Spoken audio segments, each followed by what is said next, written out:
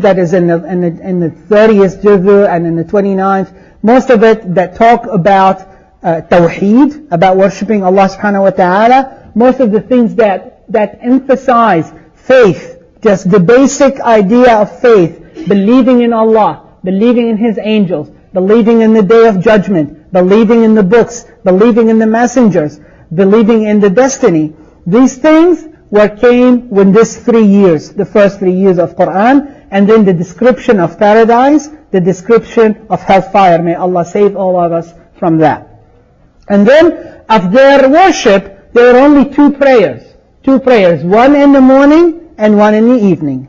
And this is in Al-Quran, وَسَبِّحْ بِحَمْدِ رَبِّكَ بِالْعَشِيِّ وَالْإِبْكَارِ. And then you praise thy Lord in the evening and in the morning. They had only two prayers, and each of them was only 2 rak'ah.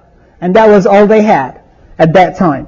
And then they had the ablution, they had wudu. Jibreel came to Rasulullah sallallahu alayhi wa sallam within that period, and he taught him how to make wudu, even before those verses came. Quraysh knew about this commotion, knew about this new movement. But they had some movements before, like Amr ibn Nufayl and Qasr ibn Sa'id al-Iyadi, these people that we talked about. They said that's just another crazy group. It's just 30, 40 people, and just fighting them would not be a big deal. So most scholars, they said that torture and conflict and persecution, the way we knew it, did not happen in that particular phase. It happened later on when the second phase started, which is the declaration of Islam. Why is that important? The fuqaha, the scholars, got the ruling that if there are only few Muslims in a place that they can be persecuted and be pressured, if there are too few of them to leave their religion, they can hide it. They can hide it and they can worship in secrecy. And it's not an obligation on them, if they're too weak and too few, to go out and fight or make jihad if they were mustadafina fil ard. Like a few of them later on, after Rasulullah sallallahu alayhi wa sallam immigrated to Medina, there were few Muslims in Mecca, and they were hiding. They would not say that we are Muslims, and that was okay. So this is the ruling that we get from that.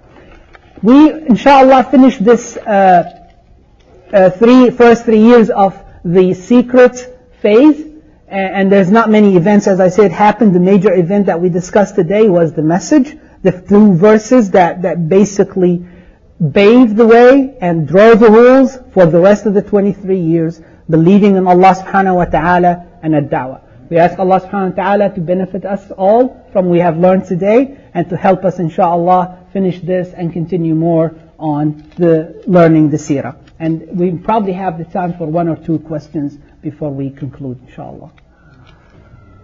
The number, inshallah, I don't remember it exactly when we talk about Isra and Mi'raj. There are many more prophets than there are messengers. The prophet is somebody who is given the faith from Allah subhanahu wa ta'ala, and he was given an inspiration from Allah subhanahu wa ta'ala to worship Him, between him and Allah subhanahu wa ta'ala. And there are thousands of them. And they're not given the mission necessarily to go out and preach it.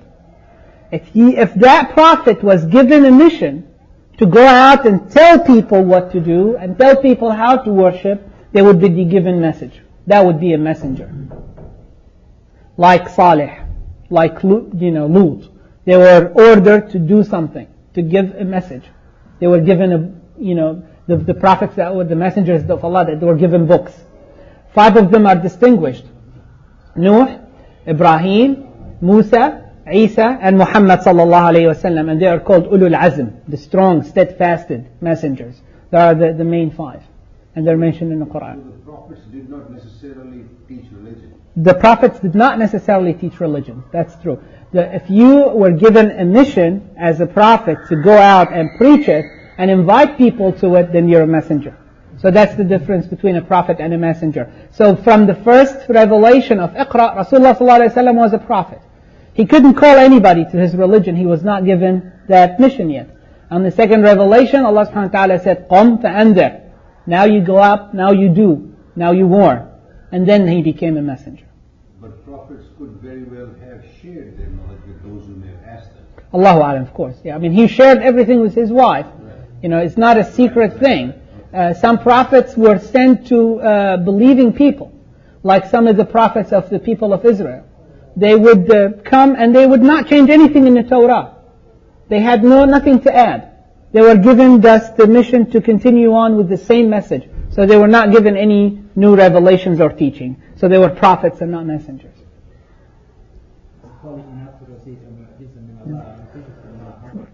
The question is, Abdul Muttalib, the grandfather of Rasulullah ﷺ, we talked about the digging out the well of Zamzam and how he had a call. It was a call in his dream. It was not an inspiration. Of course, it was coming from Allah subhanahu wa ta'ala.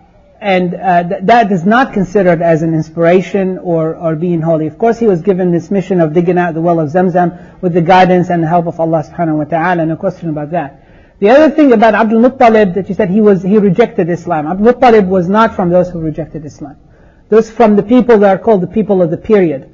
The people that came between prophets after people deviated from one message and they did not receive the next one yet.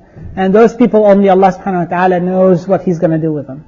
So he's not a rejecter of Islam. Of course, he was not a Muslim. He was a mushrik. He worshipped idols. And Allah subhanahu wa ta'ala only knows what these people will be looked at. With that, we ask Allah subhanahu wa ta'ala to give us mercy, to give us guidance. Allahumma salli wa sallim wa barik ala Sayyidina Muhammadin wa ala alihi wa sahbihi ajma'in. Subhanaka rabbil izzati amma yasifun wa salamun ala al-mursaleen walhamdulillahi rabbil alameen.